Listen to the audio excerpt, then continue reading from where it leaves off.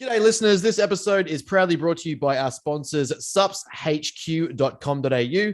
Use BWB15 at checkout to receive 15% off and direct shipping.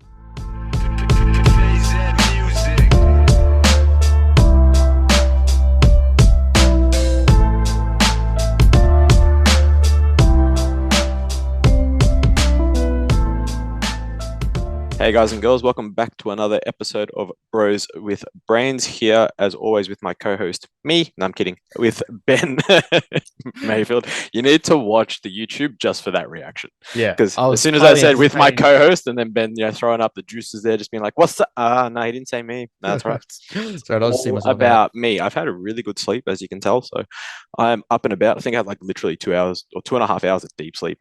Stop it. I feel alive right now. Well, Ooh. I mean, give it 20 minutes and I'll probably be like dead, but that's fine. The big man's back on his feet. Oh man, I'm nearly there. Today? Oh, nearly there. Nearly. No, I wish I had fucking time to train today, but nearly there. Nearly there. One more week, I reckon. I think next week will be the last week of like this full-time covering for staff that are away. Then I go to casual and it's time to ramp up some shit, bruh. Fuck yes, that's what we want. Keen. But now the heater's on and it's fucking really hot in here. Anyway, talk to me. How you been? What's been going on besides your little chicken fiasco? You did a tabby. I did a tabby. Pulled tabby. Joking around of don't do a tabby in prep. I did a tabby. Yeah. I've probably either, and I say probably, it's most likely undercooked chicken or a meat sauce of some kind, or something just didn't agree with me, and I ended up with food poisoning for last. Probably, I'm gonna say it was high day because I felt very uncomfortable because I had a photo shoot with Inspired on Tuesday for one of the new products, and I felt very like that was the first day I messaged. I'm like, this is the first day of prep. I felt crap. And it was out of nowhere, and I hadn't felt like it before. And I was like, it's weird that it would come on so suddenly. Like I would just feel so fatigued. I was doing my steps, doing my training. I was literally just dragging feet the whole day. And I was like, this is odd. Like I don't feel good. And then by Wednesday, I woke up like 4 a.m. We train at 6. So usually I'm awake at 5. Well, I was up at 4 in the bathroom, and I was like, fuck, I don't feel good. And then, pretty much just like single-ended food poisoning. And then that just continued for like the next 24 hours. So in 32 hours, I've dropped 5 kilos. So moral of the story is make sure you clean out your air fryer. Yeah, pretty much. That's going to be the deciding factor here. It's the new Matter Athletic ebook coming out soon. Yeah, how to lose weight in 3 days. and then followed by how to clean your air fryer properly. Yeah. So you'll know how to undo it and you know how to do it, so you can kind of re-trigger it. But the real question is, how shredded did you look afterwards? Oh, bruh, I was so dry. Like, were you ready for your photo shoot? Yeah, I was definitely ready. There was like it was a weird mixture of like I was flat, but I was so depleted and so dry, and I was like, oh, there's leg here. Yeah. Do you reckon people don't actually do photo shoots when they're prepping? Like, do those people exist? Photo shoots when they're prepping. You know, when people they prep into a show, so they always get a photo shoot, or they always organize a photo shoot either pre or post because they're seriously lean. It's like, do you reckon people exist though that don't do that? They just prep, do the show, and then stop.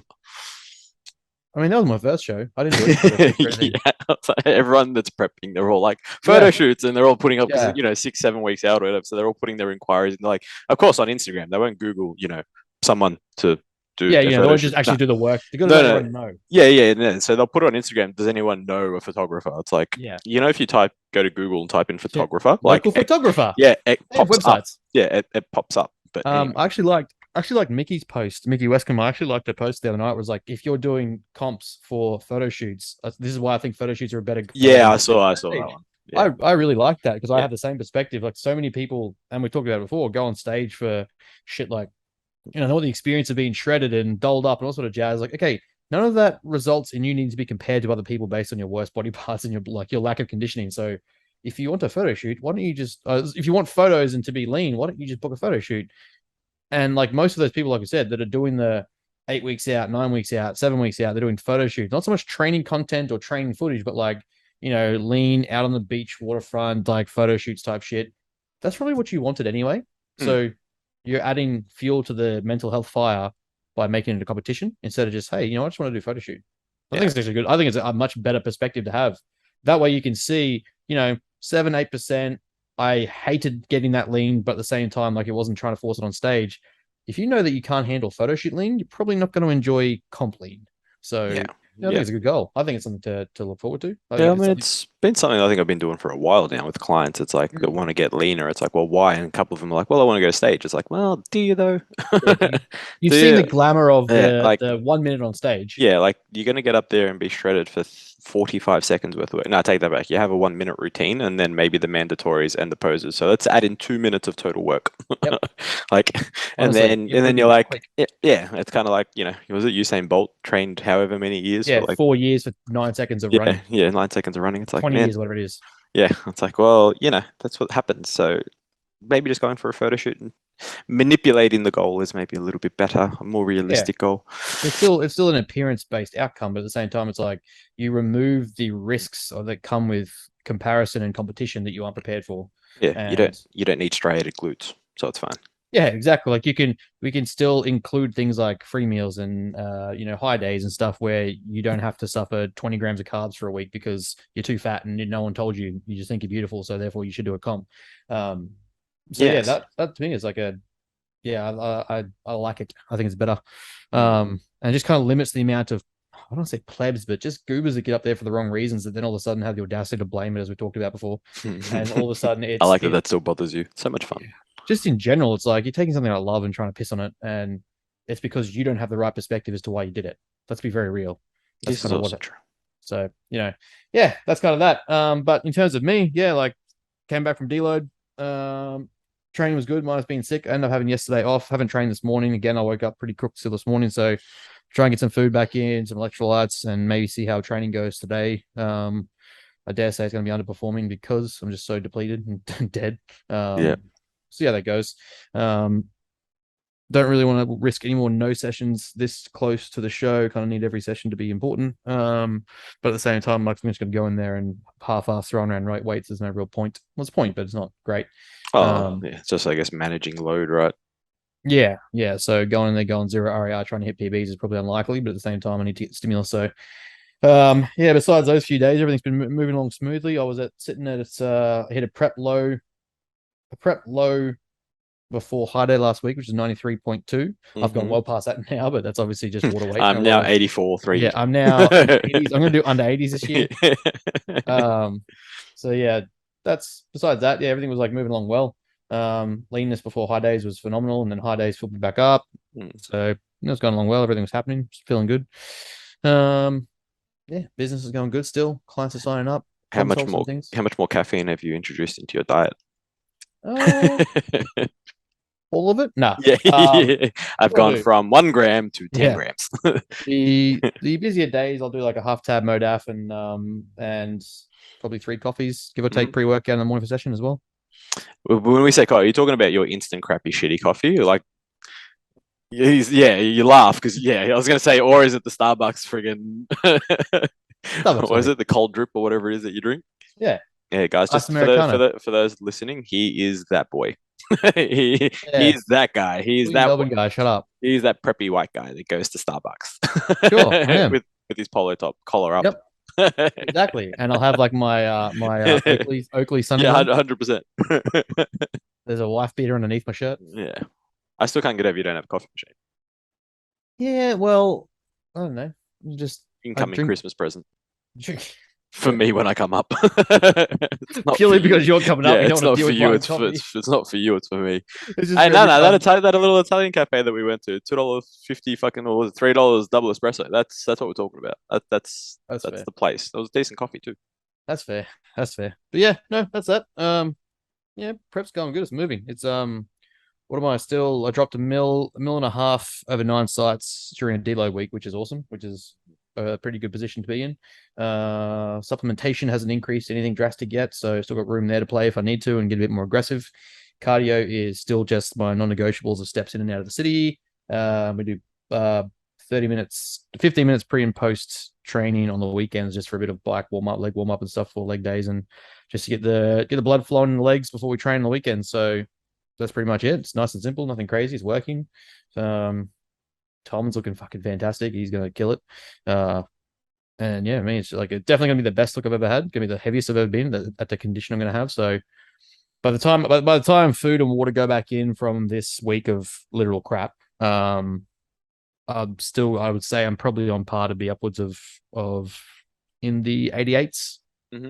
Probably on stage by the time I fill back up and have a bit of a fill up after weigh-ins, low 90s. But because of weight, what do you call it? Because of weigh-ins, we get to be a Yeah, weigh-in based on my weight, whatever you call it. So yeah. I'll be in the.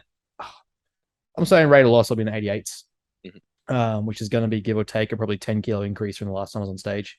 So I Yeah, was on stage at 81, but at the same time, I had a good 3-4 kilos still to pull off. That would have been nice to be really peeled. So that sort of honesty, I'd say I'm probably going to be on stage 10 kilos heavier than last time. yeah. So I'm not fixed on a weight. Like if I end up coming in at fucking 85, great. But I know that I'm fuller, bigger, leaner, have actual muscle yeah, density. exactly right. You know, you're in a better position than what you were. Yeah. So yeah, all that room to keep growing and do shit. So yeah, it's good. It's happening. It's all moving in the right direction. I've seen other people like it's one of those things where we shouldn't compare and stuff. But I'm like in my head, I'm like I can go harder. I've only got 9 weeks. I can do way more. And then I see people that are still like they're 9 weeks out and like yeah, I'm gonna make it. I'm gonna be shredded. I'm like oh, you're 9 weeks out. Mm. Okay. Is Yes, and that's you're why when obviously you the person in message, extremities that are going to be going in for your protocols. yeah, and that's why when you message me, should I do this? No. Should I do that? No. How about this? No. I know the answer to this, but should I? No. That's my favorite one. That's my favorite. I know it. He says it as if I come up with dumb shit. I just come up with random scenarios where I'm like, look, this happened here and this would do this. Should I do this? No. Okay, cool. I'm not like I'm doing this right now. What do you think? It's just like in my head for the scenarios, if I had someone else or a client in that position, I'm like, if I tried this, what would this do you reckon? No, it's not for me. It's just a hypothetical scenario. I'm learning. This is how I was thinking about it. So No. yeah. Still no. No. You are that hypothetical, so no. You wake up in the morning. No. just a run long in like Yeah, N-O. just gonna draw it on on your window there, on your mirror. Every No. time you think you had an idea, read this. Yeah, no. So what's ticked you off this week, Ben? Oh well, I think it's gonna be a fun one for both of us because we love it. Yes. But now again, I don't know names. I know the people, but I don't know the names. Um, it's a cool. I don't know, not an insult because they haven't signed up to me, but it's like it's cool that it's I'm worth asking the question to, which I guess kind of means a name is somewhat getting out there that I'll be a bit more responsible as a coach or a bit more like understanding or knowledgeable. But having people message me in preps, so they're competing, being told they need, and I'll emphasize the word need, not should or could or be beneficial or better or in a better result, need to do drugs to get on stage after said client or said person has been lean before. I've seen photos, seen conditions, seen stage presence, been shredded before without them or minuscule, without the use of other things. And that said, those clients telling those coaches they don't want to do it, then being pushed and coerced and told, if not demanded to, be on PEDs when in order to get to stage. Now, to me, there is so many red flags there. Firstly, the moral and ethical dilemma that comes as being a coach that you're prescribing someone a substance they don't want to do. That to me is fucking ridiculous. Insinuating that you can't get a condition without it implies that you don't know what you're doing as a coach and you don't know what you're doing with overall nutrition and training, different output protocols and metabolic pathways that you can actually utilize to get lean. The degree of supplement that you're suggesting says that you don't actually know either how they work, or why you're doing them. And the I don't even know how to word it. The disrespect of the clients not taking their perspective into the scenario. If you've seen stage presence before, if you've seen stage shots or like post cut shots and said people have been lean and been pretty well lean, especially for like your females and stuff like that, and still you are pushing them to do supplementation that they've said they're against, or not against, but simply like, what else can we do first? I don't really want to risk that. I think you're a pretty shit person and give us a bad name because then I have to come in as a person, you have to come in as a person down the track, recorrect that and reduce that fear of that client that, hey, you can have a coach that cares and doesn't want to push you into drugs to get on stage and enjoy the experience and the situation and try to win. That we actually give a shit about you as a person, not so much, hey, take this drug, get shredded so I can have results as a client. Yeah, I mean, I've had so many consults over the years with girls that are being pushed to use PEDs because they didn't know any better. Yeah, exactly right. And I guess we can play it a few ways because there's always, the whole devil's advocate side of things. And it's like, well, when does the actual person themselves, the client, take responsibility? Just because a coach suggests, hey, like use this, this, and this, like when do we say, okay, like you also need to take responsibility and maybe thinking, but should I do this? Is this what I want? Do I need to go do some research on it? And for those that Yeah. are questioning it, yes, please do some research on it. Like listening to a couple of podcasts and stuff could be enough, depending on who you listen to. But sometimes it's if you literally just jump on Google and type in, Anava and side effects, it'll probably Yeah. give you the side effects. And you'll be like, oh, maybe I won't take that. Yeah. You know what I mean? So I feel like there has to be a bit of an onus placed on the client slightly. Like, don't get me wrong, we're adults. If Yes. someone tells you to jump off a bridge, you're not going to do it most of the time unless you're crazy. Um, so, I mean, there's that side to it. But then also, obviously, as a coach, you have to have some sort of fucking integrity. And if your client's brand spanking new and just wants to, put on some muscle or do some stuff, like putting them on PEDs, not the way to go about it. Like, if you can't get a Exactly. result without PEDs, then you're probably not a really good coach, to be honest. Yeah. Like, it's pretty straightforward. The things when it comes to building muscle and dieting up and down haven't really changed, to be honest. Like, They are the first sci- principles for a reason, right? yeah, the science hasn't really changed for a long time on it. So, yeah, be more effective with what you do in terms of your programming and your ability to coach the client. But at the same Hmm. time, stop suggesting stupid shit. It's Yeah. just, to make yourself probably look good too. Because it's like, oh my God, look, my client's put on X amount of muscle and it's all gone to her glutes Yeah. because that's what she wanted to do. It's like, yeah, well, I mean, how much muscle would she have put on if you hadn't drugged her up? Yeah. How's Would that have been voice box interesting. going? Yeah, when That they start Adam's apple sounding, looks like it's yeah, really hypertrophy. yeah, when females start sounding like men, even I get scared. Yeah. Like, It's yeah, just like, to me it's like I don't know, like don't get me wrong, if that person approaches you and says, "Hey, look, I have to be bikini pro or physique pro and or women's fitness pro," and they haven't got the naturally looking genetic structure already, predisposition, and you say, "Look, to be fair, in order for that to happen, these things have to happen, and the likelihood is that you're going to have to do this," yeah, and that person says, "I don't want to do it," you're like, "Well, okay, that's fine. You don't have to do it, but if you want this to be an actual goal, it's achievable. There's a likelihood that you need to do it." Now, that conversation is very different to, hey, you need to do this to get on stage.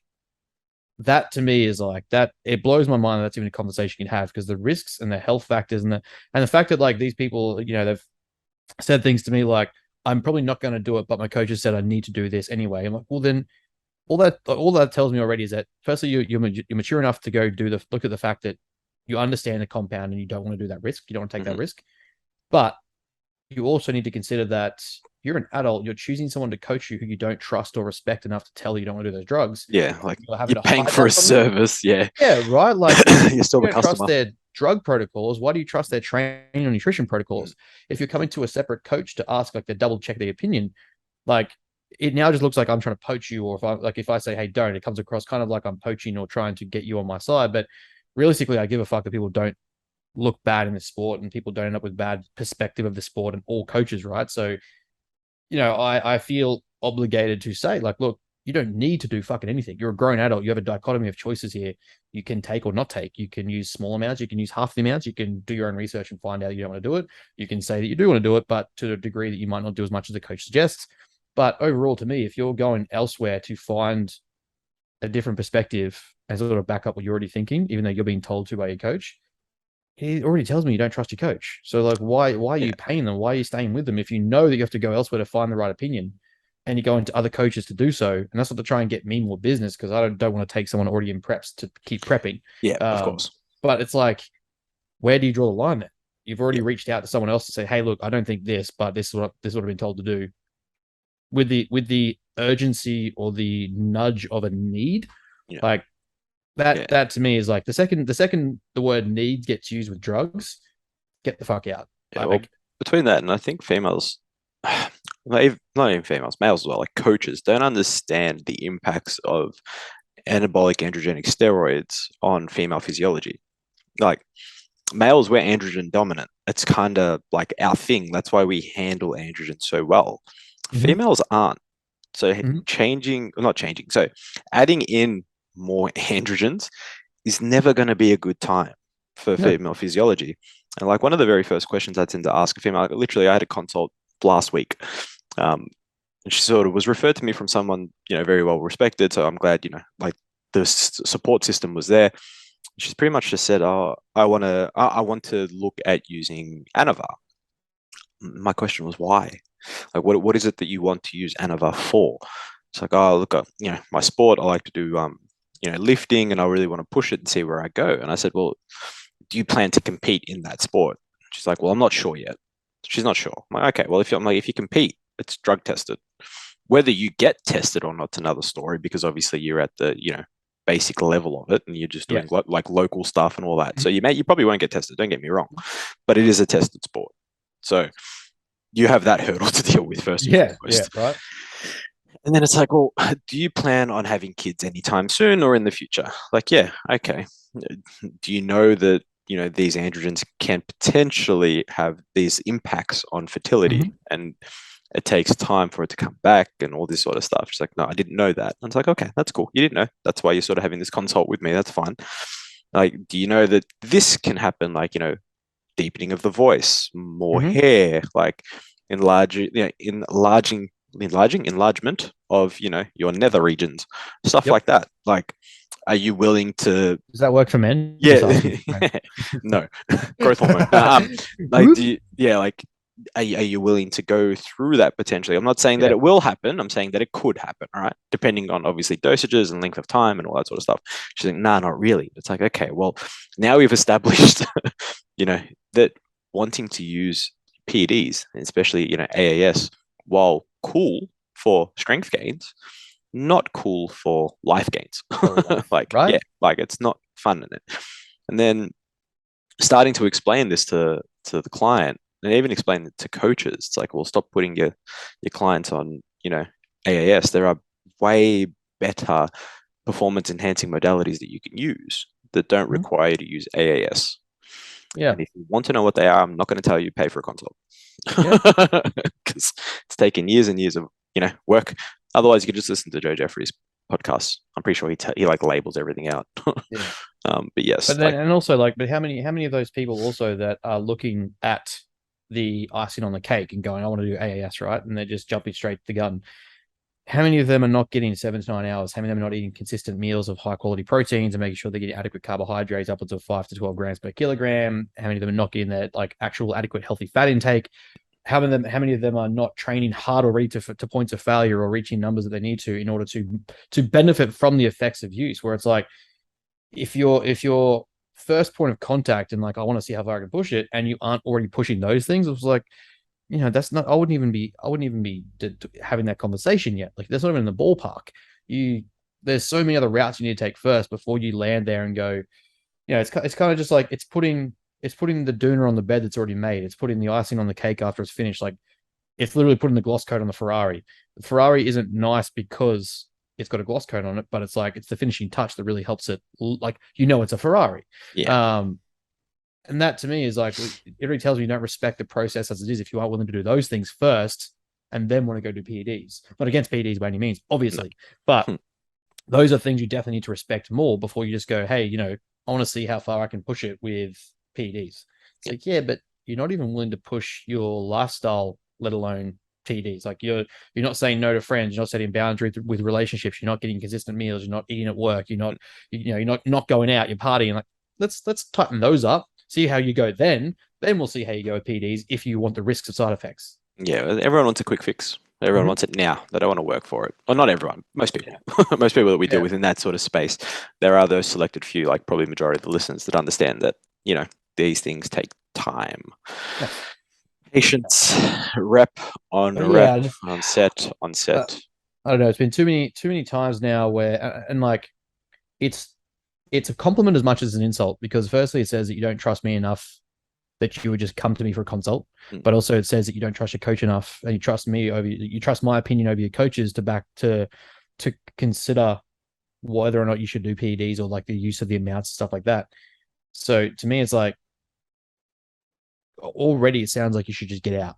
And like if you're at the point where you're already lean or about to be on stage in the next 2 to 3 months, and you're getting told things like you need to do XYZ, and you're already well in condition, and you're well ahead. It's like, what do you need to modify here that you need to throw in PDs that are gonna run the risks of like increased heart Well, problems or fucking neural problems or fucking cognitive problems, fucking liver and kidney failures? Like these are all risks you have to consider based on a coach you already don't trust. yeah, I mean, I feel like in the past when I've had other coaches' clients sort of come to me and sort of ask me for an opinion. It's like a very general opinion, but then I always put it back on the person. It's kind of like, well, what does your gut tell you? Hmm. Just go with that. Whatever your gut tells you, go with that. Like Yeah. I'm not going to tell you, yes or no, good or bad. That's not my Literally. yeah, it's not my job. Yeah. like like I have my opinion. I'm not Yeah. going to give you my opinion. Yeah. I'm going to put it back on you so that you can think a little bit more independently. And it's just Yeah. like, hey, what does your gut tell you? Go That with was it pretty much either that way. was pretty much my response outside of the fact that I just said you don't need to do anything. Mm, There is no gun to your head where you've got a child who's about to be shot or yourself is going to be shot because you didn't do a PED or a fucking lipolytic. yeah, Same time, if you want to, like that's a different conversation you need to have and figure out. But if you've already made up in your mind that you think it's wrong enough that you want to check in with me or like ask me or like a perspective or an opinion, then that's literally already the answer, basically. Like it just says then you don't trust that process, so why do it? Why put yourself at that risk if you're not willing to trust it? Um, I had another person not too long ago message me about their peak week protocol because the night before the qualifying show they did, their coach had like tracked meals, everything up until show day, everything was like the same food, same nutrition, like here's your macros, everything was like this is what we're aiming to eat. Then night before the show, it was like takeaway, fucking going full like Nick Walker with it, doing like burgers and chips and fucking ice cream, yeah, as a and fill then up. wonder why it was fucking soft and bloated and shit on stage, and she could have done X Y Z. And I was like, well, if you already know that that's not the solution, if you know that all week, all prep, you've not done that, and the night before the show, you want to throw that in and see how that fills you up on stage. Mm, I was like, enough that you're already asking me that question already says you know the answer. So why are you yeah, coming to me? yeah, Like, you do it the week before and be like, okay, yeah, well, burgers didn't work, so I'm going to try something else instead. yeah, let's try a peak week protocol that actually may induce something and see how that works. Try it, and if it doesn't work, you're not going to do the day before the fucking show, and then Yeah, have already for that fact, it already tells me you're anxious or stressed about it enough that you're reaching out to someone else. So you're already going to be stressed in the digestion and your entire look process because you're going to be watery and cortisol. So I was like, yeah, same sort of process then with the PEDs. Is like if you know these things are risky or you're yeah, potentially already off put by them, don't do them. Like yeah, just like don't like that gut instinct. Like I said, if that gut instinct is like, hey, this I don't want to do this, or like I don't think I need to do this. Firstly, next season I'd be finding a different coach. Secondly, I would just not do them. And thirdly, fuck it already like even thirdly, it just already tells me you don't trust your coach enough to come into the rest of your show. Like what are you gonna be doubting or questioning every opinion that they have? Like I'm all for the autonomy and competence of that's how I motivate my clients is to involve them and invite them to ask questions. But if you're already scared enough to not ask your coach the question or say no, and you're willing to go to other coaches to get an opinion, and you're already doubting the opinion you're getting from that coach, from your coach, there's already too much in there that to me is a red flag of a relationship between a coach and a client. That you should probably be like, yeah. I mean, I guess when you're going through that process of picking the coach, like, did you not pick the coach that's got a proven track record too? Because it's kind of like I feel like that'd be almost, even though you might question it, you could always turn around and either message one of the coach's other clients if need be mm-hmm, to say, hey, like, did you do this or how did this part happen for you? Like, I'm just mm-hmm. curious. Or, I feel like it'd just be a bit more comforting, right? Like, I know if I ever had a problem, if I was ever given or suggested something from Joe, for example, even though I trust him 100% because I know how good he actually is. But Yeah, if I had doubts, one, I'd actually message him directly, yeah, like, hey, I'm yep, sort of curious about this, but I'm lucky that I've got sort of the level of knowledge I have in this field.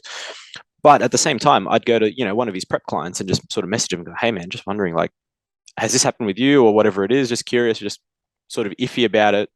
What do you think? mm-hmm. Like, not what do you think, but just wanting to check. Yeah. What's your perspective? Yeah, but at the same time, I wouldn't even need to do that because like Joe produces fucking IFBB pros, like Yeah, left, right, and center, male and female. So, yeah, I'm in good hands. So it's an interesting one when it comes to that sort of stuff. It's like one, picking the coach that's probably got the track record. And if yeah, not, it doesn't always, coaches don't always promote how good I guess that they are. There are a lot of coaches that are really, really good that just don't promote it. It's just like they're busy, they're working. Like yep, we would have thought. So the other point of contact is if you have a concern, you should be able to approach your coach. right, Like you should be able to go, hey, just heads up, like this doesn't seem right. Can you explain this a little bit better yeah, to me or make me understand or help me understand what it is that you're seeing or wanting to do so that I can understand it and then I can make a better judgment call on whether I'm comfortable with it. yeah. And I think that that's where then you start getting those really terrible responses where it kind of separates the coaches from the shit ones, where it's Yeah. like, just trust me, Yeah. or do what you're told, or Yeah. that it's the way it is. those fucking commentaries to me are Yeah. like, oh, get away from that one. Yeah, there's a lot that goes into that sort of stuff as well. And it's like, I always say, like, the story of when I couldn't explain to a PT client why I gave him a leg extension back when I was like 18, 19, Mm-hmm. and he was paying me 3 times a week Yeah. to train with me. And, high-end business dude basically just said, why am I doing this? And I'm like, oh, leg extension builds your quads. I think something like that. I can't remember. And he goes, yeah, but why are we doing it? I couldn't give him an answer Mm-hmm. and lost the client. And it was like from then on, I'm like, okay, that's one mistake I will never make again. Yeah. So everything that I sort of suggest, whether it be, via exercise, nutritional practices, whatever, it's like I have the evidence to support what I decided and the Mm-hmm. reasons why. And it's kind of like you need to sort of have that backing Yeah. because when you're asked, you're able to say, yep, this is why. And even if the client, it's just a moth, bro, relax, or a butterfly. I was like, yeah, I was like, I what the was waiting to fuck see was how long that? it'd take you to realize. But anyway, for those listening, you need to jump on YouTube for that particular clip. I might see if I can get Dave to edit that clip out, but no. You just have to be able to communicate. Like it's really just, hey, like communicate with your coach. Yeah. That way you get a better understanding. Yeah, and if then again, if you get those responses from said coach that are like, they just instigate more doubt, well, then you're getting a confirmation there already that you probably need a different coach. Like Yeah. my answer immediately is if I don't know something is like give me fucking 24 hours and I will find every possible to and fro for that conversation I could possibly find if especially if I've prescribed something and don't understand it. Firstly, I wouldn't have done it. But the number of people around me, I keep a quality of person around me that understands things that if I said like, firstly, I will mostly doubt myself and already have checked. And then secondly, I will check again to make sure that that consideration was considered so that when I get back to that person, like here's every option understandable. And this is why we went with this. If that's not what you had in mind, we can change it. But it's never going to be, hey, just trust me. Like Yeah. fair Well, enough if you're deep in prep and it's like, talking about like foods and stuff like that. It's like, hey, just, at this point, this is what we're trying to achieve. Just eat the food, chill out, relax. I'm not going to try and give you a fucking full breakdown education on why we're doing this. I'll give you an answer, but at the same time, it's kind of like at this point in prep, you don't need to be stressing about this stuff. Um, those sort of conversations a little bit different than, hey, should I don't really feel comfortable using PEDs. Oh, just take them, trust me. No, that's not really a good enough answer. yeah. That's not that's not a quality coach, it's not a quality education. In all respects, like the due diligence of that client was they were reaching out to try and understand more from what I've understood. Like they've said no, they weren't comfortable, they want to know why, there are other ways. And that was the kind of answer. And to me, that was like, that's dangerous. It's ethically questionable, morally questionable. It's poor business practice. Like I just wouldn't do that. So I think majority of normal, I guess, level-headed people wouldn't do that. So, yeah, it's but just, I guess, also like, are you preying on the vulnerable when it's kind of like, remember that whole sort of podcast we did 2 weeks ago about coaches preying on the vulnerable? yeah, Oh, they're at it again, by the way. It's great. yes, Like, do we yes, want a quick update on what's going on with those yeah, ones? Yeah, yeah, okay. fuck yeah. So the latest trend for these particular, for those listening that don't recall, 2 weeks ago we did a little podcast on MLM marketing in the fitness industry, and coaches basically charging $55,000 for 12 weeks. Okay, it wasn't Oh, $55,000; it was like $3,500 for it may as well be for six 55,000. phone calls because apparently they're the bee's knees, but that's fine. Um, so what they're currently doing now, some of them, not all of them, from what Mm-hmm. I've seen, is that they are saying that you should invest in yourself. That it is scary to invest in yourself, and then saying the first time that I invested in a house, I took out a mortgage, and that was scary. Implying that maybe if you can't afford to do the course, maybe try and take a loan somewhere Mm-hmm. because you should invest in yourself. Oh, Yeah, they said it's the way it's worded is it's very suggestive. It doesn't directly say it, but it you says put two and two together it's pretty well. suggesting that, hey, if you want to do this course and don't have the money to do it, maybe take a loan of some sorts, maybe find a way do to get the money Oh, for it. It's like, that is very, very interesting to suggest. Like, that's not good. yeah, nah, it's really, really fucking That's stupid. not, man, fucking hell. Yeah, Like, there's some interesting people in this world, man, when it comes to this shit. this is how inevitably I know that the matter is just going to be successful and there's just storms I have to ride out because I know for us, ethics and morals of business trump the desire for cash. Yeah. And I will always put the needs of like every transaction, I will make sure that if I'm taking someone's money, I'm doing 100%, if not 150 plus percent, that that person got what they deserved in that week, and that they got, above and beyond the standard level of coaching, so that I could make, whether I charged $1,000 a week or $100 a week or fucking $50 a week, the pricing would never come into question for what I provide to that price. It's like you're getting so much from me that, besides the result, firstly, because obviously that's the point, you're fucking paying me for, is to get a result. Above and beyond that, you're getting so much more that you're just like, yeah, that's the price. That's okay. That makes sense. Like, that's understandable. Yeah, it's just like feel like suggesting that you need to go get money that you don't have to spend on a course that's That's not a really scam. even That's a fucking it's scam. it's not even like a credential course. Like you don't get anything from it like officially. Don't get me wrong, you get knowledge, and I'm sure the knowledge is fine. Don't get me wrong. Yeah.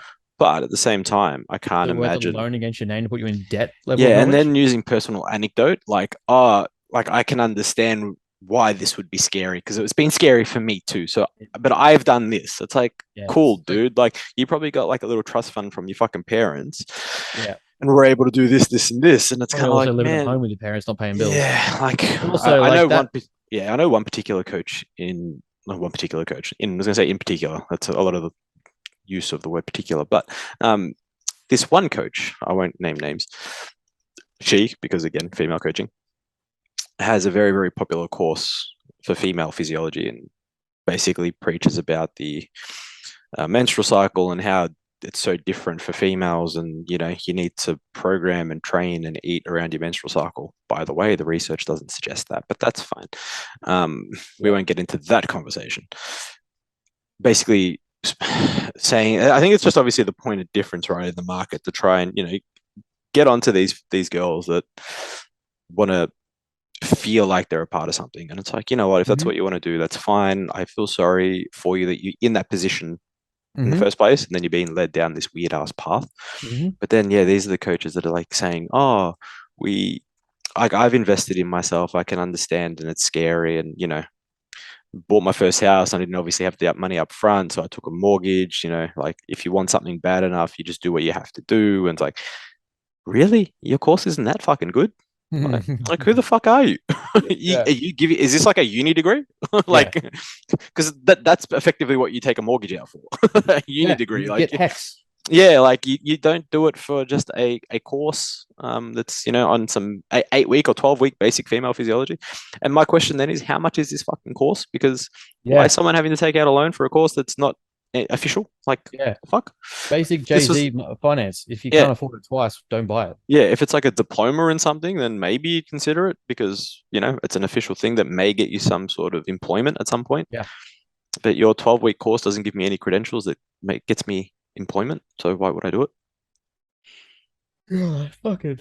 That's a ridiculous, I don't know, preposition that Mm, you think that your value. And no, again, we're both for the whole like charge what you think you're worth, all that yeah, shit. But there's charge what you think you're worth, and there's been a scam artist. yeah. It's just And taking that, advantage. It's just yeah, taking advantage. It's like, yeah, you're it's you're a almost, scavenger, you're a vulture. yeah, it's not so much even a scam because a scam would imply that it's not, it is what it is, right? It's not so much that it's a scam because I'm sure that the content and everything is fine. I'm sure the education you get from it is fine. It's just how much are you charging to suggest that people need to take a loan? And on the second point to that, how many people are approaching you saying that they can't afford it? Like, Yeah, wouldn't that give you an idea as to, hey, maybe you have a better entry level into this course if you charge a touch less? yeah. You All, get more all that says people, to me so is like overall you get more. you're You get more money anyway. yeah, you're trying to target to an audience that can't afford what you do, and you're trying to say that it's worth the risk of financial insecurity to do it Yeah, for literally no credential, when you could just, admit that admit your arrogance and drop back a notch, and yeah, maybe, like, if you charge what it's actually worth, and the person you're attempting to get in for this end up looking at it and going like, what, I'd pay for this if it was $500 cheaper or $1,000 cheaper. That may be a good insinuation that either how you're marketing it or what you're selling is not worth the price you're selling it for. yeah. That, and I would think that the people that are suggesting that have never been in a position where they haven't had much of anything. And I think that's the other side to it. It's kind of like I know I've turned clients down who really wanted to work with me and they just can't afford it. And it's like Mm-hmm. they just can't afford my fee. And it's Mm-hmm. kind of like, well, I've decreased my fees for certain people over time, like Yeah. to help accommodate that for a period of time, Yeah. right? But then there are just some clients that are just like, I just can't afford even that. And it's like, Yeah. look, that's fair enough. I go, I'm not going to say train with me because you got to put yourself in, this financial position that's going to cause you stress. And like, nah, I've been there. Like, I don't want to do that Yeah. for you. Like, nah, fuck that. It's the worst feeling in the world. Yeah. Like, Exactly. get on your feet, do what you got to do. When you're ready, come back. There'll always Yeah. be a spot waiting for you. Go, don't stress. Like, Exactly. you know what I mean? And it's just these people that are saying, "Oh, take out a mortgage to do my course." You Yeah. clearly haven't been fucking poor before, yeah? Yeah. Yeah. Like, Yeah, you haven't that all that says is you haven't struggled to the yeah, degree like you really deeply haven't struggled. financially struggled. Like, and hey, good on you. Like, awesome. If that's been your doing because you've been really smart with your finances, awesome. If you've been fortunate enough to have parents or family that have looked after you, awesome. That's not everyone. And if you're Yes. suggesting to people that you need to take a loan to do your course, maybe try and You, empathize with the you got to person get and your where head out they're of your at. ass Yeah, there like and maybe actually do this. think from their point of view. Yeah. Like maybe create a cheaper item for them. Maybe create Yeah. a Maybe 6 week fucking a go at light your own version. speed course. Yeah, like a little intro version, something. Fuck, man. Yeah, at least then that way I know like, hey, if I'm going to spend 1,000 and this is how good this is, then the 3,000 must actually be good, or the Yeah, exactly. 5,000 must actually be good. But if you're just going straight to 5,000, being like, hey, you should get a hex debt out for this, and charge yourself the rest of your life for the next fucking 10 years to try and pay it off. Yeah, probably not a good idea. Yeah. Like anyway, should we get to questions? Yeah, let's do it. Let's do it. Hopefully they're still up from yesterday.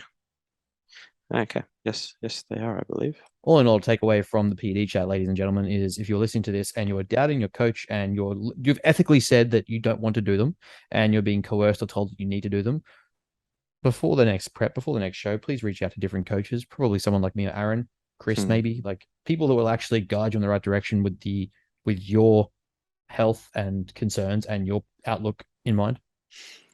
So we have one that just says looking after your health and training for longevity. It's not a question. Apparently, it's just a statement. You should look after your health and not for longevity and training. Yes. Yeah, I don't know what you want me to do with that one, Josh. Be better. Be better. Is it a good idea to give yourself the shits to help lose weight? Yes. 100%. The most effective way. I'm now 5 weeks ahead, so I have room for a refeed. Exactly right. He's going to carb up now. Yeah, I'm gonna have a free meal.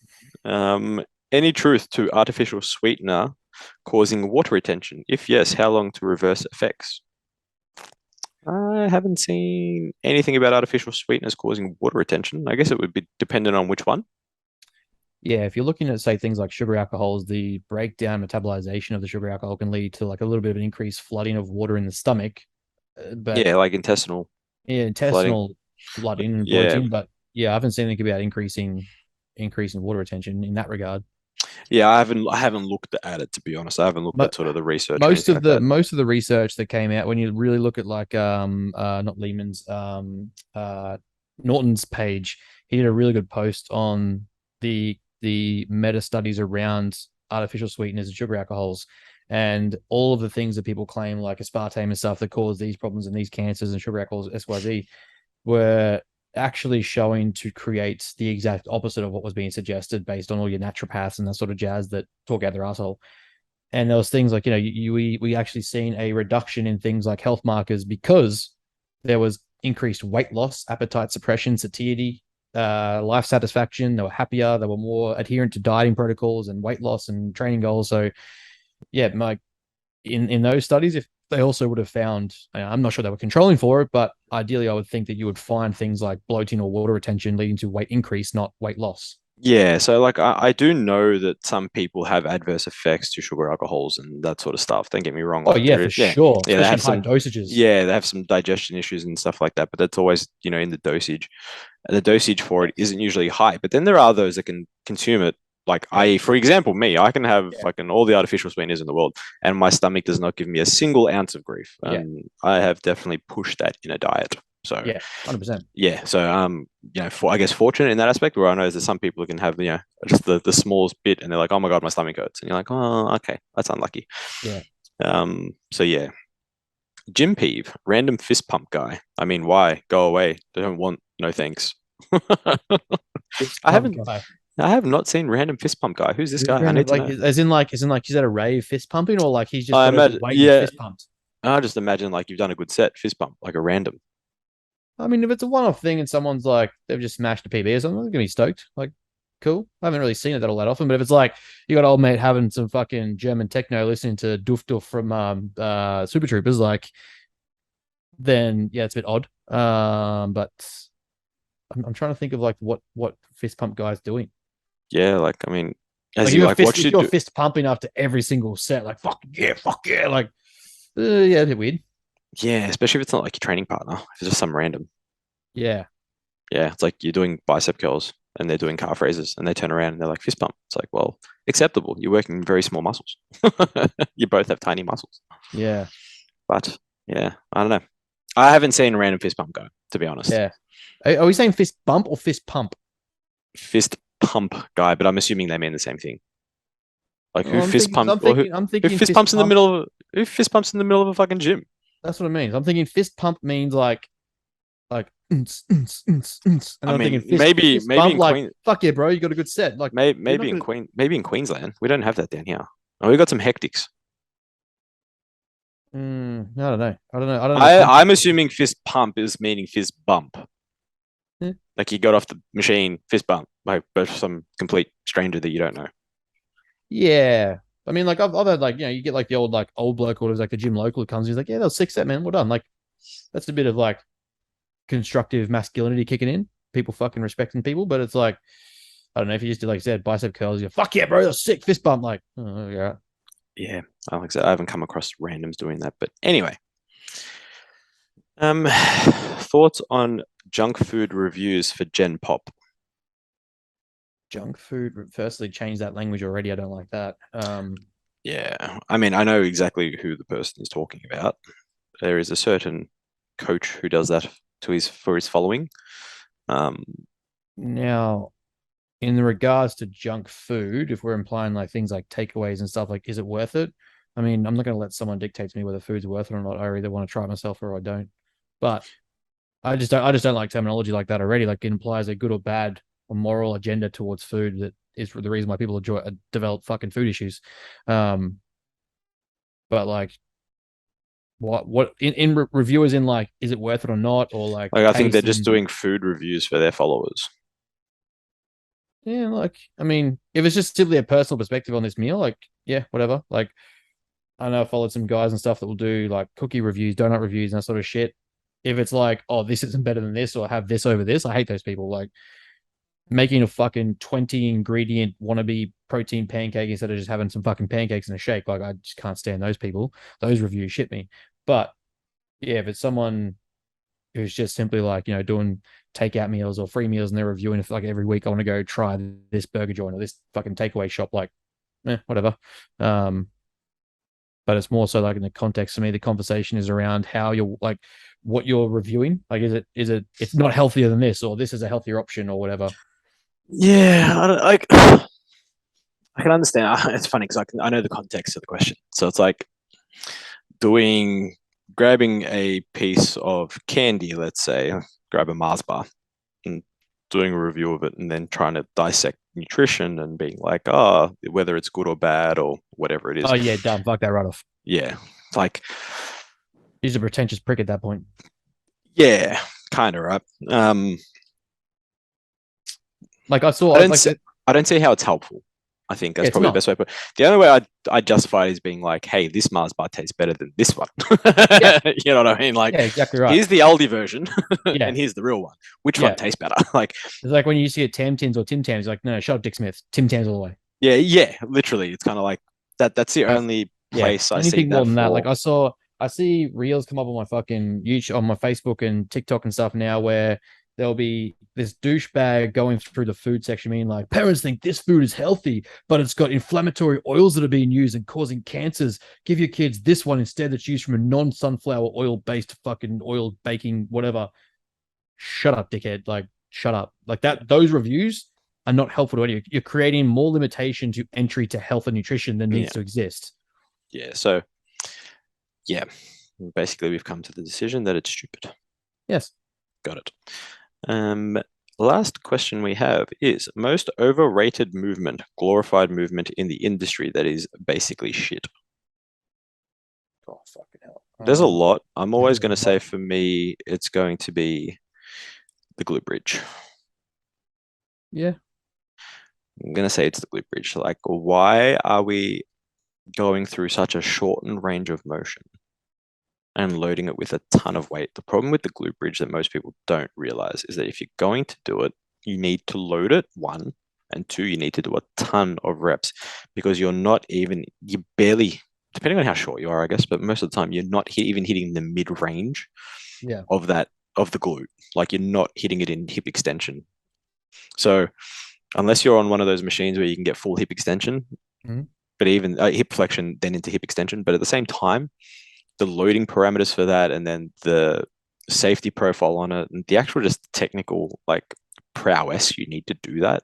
Yeah. Just do an RDL. Yeah. Just do an So I give RDL. I give I give I give bodyweight glute bridges as a pre warm up sort of like, especially for people that I feel have single leg biases or stuff like that. Like I'll just get them to do that as a um I want to say like a priming movement more so, but not as like a hey, we're going through full range of motion here. We're going to hypertrophy the glutes. It's just simply like I found it in my prehab really good for when I had weaknesses and instabilities through my hand through my left side, my static problems, and it was just a good movement to really feel connection with my glute a bit more because it was like Yeah, don't get body me wrong. weight, It's got drive its up. place. I'm not saying it Yeah, hasn't got its place. Like don't get me wrong. I've programmed it for a couple of clients because they're just, those type that like absolutely want it because they think that they need it because they've seen it everywhere that it does yeah, things. Don't get me wrong. I've put it in there yeah. with everything else that I need to do Yeah. so I'm that not they doing grow that their as like glutes. yeah. Yeah. It's not my primary glute builder that I Nah, need you to know do what I mean? someone. Like, because at the same time, as RDL a that coach, shit. yeah, at the same time, you need, as a coach, to make your client happy, right? Like, Yeah, if you're giving them things that then they just don't want to do them or they desperately want something, I guess it's just sort of your objective as a coach to try and make it work, provided it's safe and blah, blah, blah, blah. yeah, If like a client came to me and said, I wanted to do some form of a glute kickback, again, while it may have some utility if done correctly, doing it correctly is the hardest part. So I'd simply say, look, we can try it. If it works and we can get the setup right, cool. If not, we're going to move to this instead, and this is yeah, why. And it's like, cool. Like, you're meeting them halfway type scenario. yeah, But if a client's like, I absolutely need to do glute bridges, it's like, okay, sure.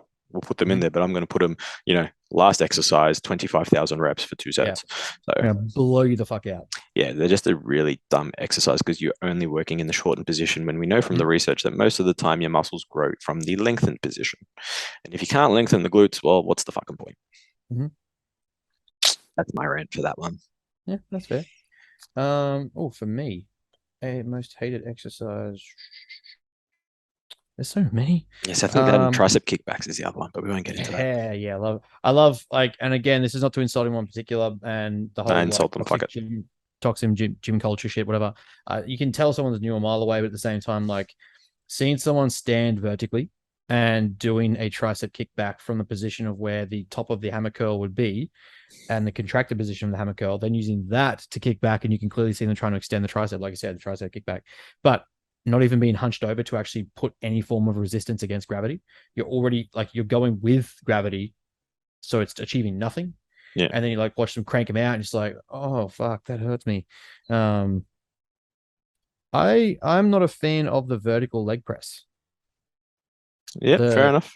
like the like especially watching the range of motion, like people have to be like it's purely a passive range of motion you go through where the load is so vertical above you that it's helping you get into the depth that you need for it. But at the same time, every single person you watch do it also rounds in the lumbar, and you can see their hips tighten up and their lower back come off the pad, which says to me you're compromising your spinal position to achieve that range of motion, which means you're not actually that flexible, nor should you load the body that way because you're not in a tight position to generate force. So all that says to me is you're going to be compromising your spine, which with someone with a compromised spine is not a very good thing. And like, yeah, you can get strong on it because, well, it's just like a fucking vertical drive, but there's so many other ways that you can accentuate the like knee flexion and shortening the quad that you can actually get a good quad growth. Mm. But to me, like seeing the number of people that use it at like as World Gym Stafford have one, I just the risk versus reward for me is just not there because every type of person I've talked to is like, oh, yeah, I get a flared lower back when I do it. I'm like, cool. Then Yeah, you're too tight in the hips. You're not training effectively. You're rounding the lower back. yeah. Your Therefore, you're not going to generate the loads sacrum you want. rounds. Like your sacrum at the bottom, your back rounds. Yeah, It's like the same problem you'd have on a 45-degree leg press for most people. And yeah, that's where like the whole Mike is Rattel full ROM. And it's like you see him do a leg press and you see his ass rotate. And it's like, well, if you understand anything about the actual vertebra itself and how it sits, they Hmm. start to separate. Now, don't get me wrong, you can be really lucky and go through your entire training career doing that and not have a problem. You could be one Hmm. of those people. You're very lucky. Like, it's awesome. Hmm. Again, we work with the majority, not the minority. And the majority of people that do that will have some separation through their discs. You have some separation through the disc and it starts to pull. There is just all this space and all this Hmm. potential risk of discs slipping, herniating, and all that sort of stuff. And that's Hmm. why the same thing with the vertical leg press. Such a dumb machine because one, you're pushing against gravity, so the Yeah. load itself is just stupid. Yep. But two, that exact issue, you do not put yourself in an optimal position to grow Yeah. because you have this movement of the pelvis and of the sacrum that rotates around. And if it rotates around, it's the same thing. It separates and it elongates the spine, especially the Hmm. lower spine. Discs have a potential to go, and if someone's going to say, well, aren't the discs fused at the bottom? Well, I mean, the bones are fused at the bottom, yes, but you still have discs just above it. And that's where you get Yes. lower back issues. It's very rare that you get lower back issues in like the sacrum itself, Yeah. unless you've fallen on it and cracked it, which Yeah. again, not ideal. And if you have, I feel sorry for you. Your sacrum will roll around, but then just above the sacrum is when the discs start and the vertebrae start. So Yeah. as soon as you open it up and separate it, like it gives you just that chance for potential issues. I'm not saying that you will get injured. It's just that there is a chance, and it's like for me as a coach, I'd want to eliminate that risk for my client, so Yeah. don't do it. Yeah. I'm never going to program. I guess the other one that we both dislike, especially the way it's executed, is the sumo deadlift. Like Oh I'm yeah, there's just no reason for it. there's just no It's the same and thing. even in the instance of doing it, there's just no like the execution you see people like ends up being a hip extension first and foremost, and then a back extension. You're just like, why are you doing this? Like you're not growing glutes because you haven't isolated the glute to do it. You're driving through the adductors more than anything, and then you're extending through your spine. So you're breaking this into four different movements that you're not even executing properly as one movement, and then being like, yeah, glute day, I'm growing my glutes because I'm doing. If your coach thinks that you're doing glutes from doing sumo squats, sumo deadlifts, no, I'm going to disagree. And I mean, potentially if it's executed properly, but even still, if you're really doing a sumo, the best thing you're getting out of it is going to be a adductor activation.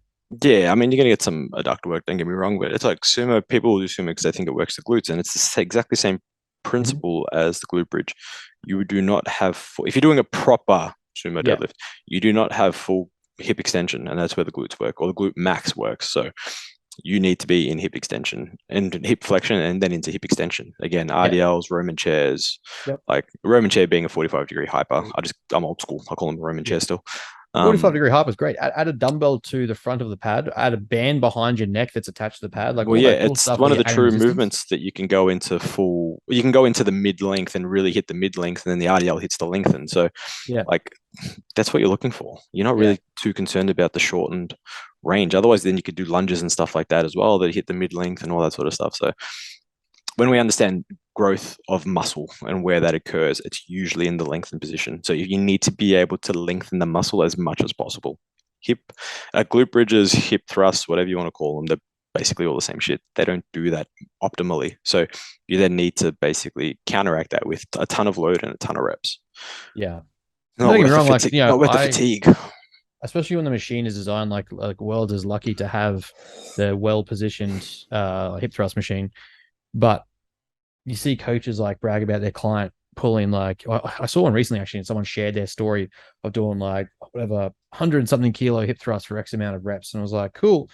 What's your shared data on your RDL? What are you doing for your RDL? What are you doing for your back extensions? Like where's the actual growth occurring in a movement that's going to load the glute properly, and you're getting a posterior chain that's going to grow?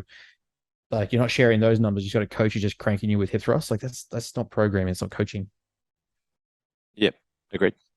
So yeah, I know it So, makes me laugh. so this But yeah, shit. between those three, the kickback and the sumo squats are probably two of my favorites. And then seeing morons do hip thrusts on the main hamstring curl. Yeah, That's always going to be that's that's going it's to be a always a good career one. highlight for me. Yeah, it's always a good one. I wonder if they actually got it confused and thought that it was like, those pin loaded glute machines. because they do exist. You know, the pin loaded ones that they look like the setup of a leg curl, but they're an actual. Yeah, I wonder if that person's just got confused. I thought about it the other day because I saw someone doing it on Instagram. I'm like, I wonder if they I thought hope that was so. the machine. Yeah, I hope because I so. I didn't want think to of that give, until I saw that. I was like, but there is hmm, also it was a gym 80 or hammer strength, and it literally says lane hamstring curl yeah, okay, I can't help that one. on there. I just, yeah, that's fair. I saw it. I thought maybe they thought that it was the glute Let's give you one. benefit of the doubt. I would Yeah, agree if there wasn't a giant sign that says this is for your hamstrings. yeah, okay, they fucked up. You done fucked Anything, up, Aaron. anything we need to know about coming out? And I mean, you coming out of the Um, closet.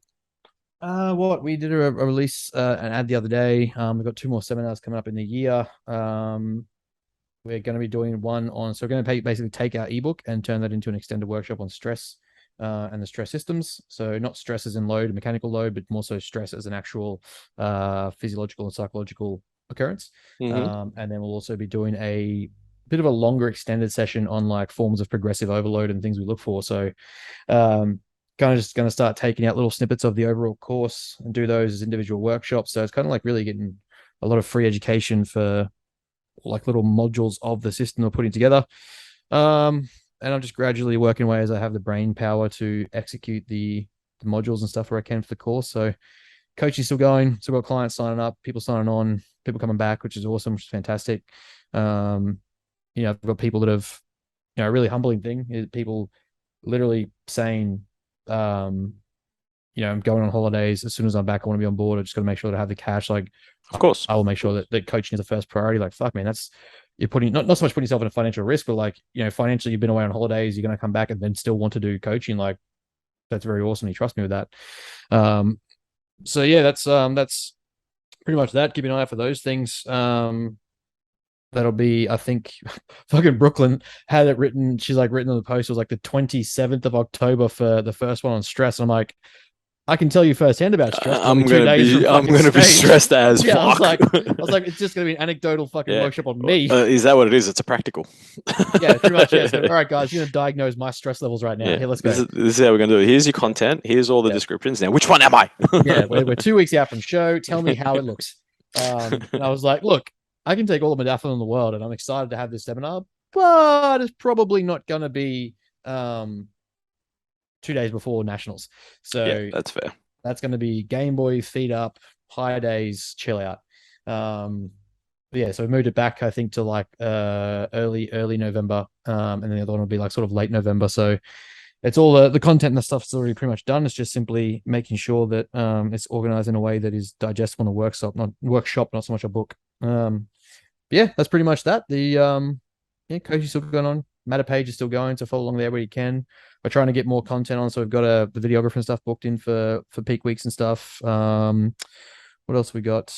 We've got some more training footage being recorded on Sunday. We want to try and grab, so we're trying to keep content rolling out on the YouTubes. Mm-hmm. And then obviously in off season, I'm gonna try and push that even more and really have that going as a consistent thing. So yeah, pretty much Beautiful. that.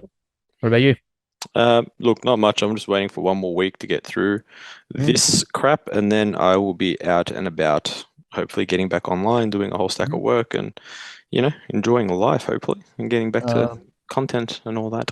Are you going to be? I think we've already talked about it, but you're going to be joining me a few days out from nationals up here.